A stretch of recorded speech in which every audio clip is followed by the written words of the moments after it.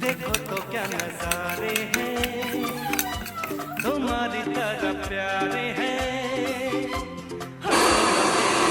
ये तुम सभी तो ये तुम्हारे हैं। मिश्रण एकजीव व्हायसाठी मी यामध्ये गरम पाणी टाकलंय।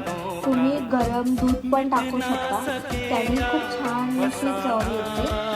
पण दूध टाकलं की मग त्याला लवकर संपवायची गरज असते, ते जास्त दिवस टिकू शकत नाही। सो म्हणून मग मी इथे पाणीच टाकलं आहे, गरम पाणी टाकलंय।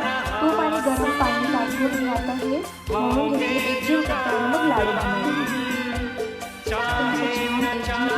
आता पटापट लाडू बांधते, अजिबात गरम नाही, सो पटापट लाडू बांधता येते। ज्या आकारात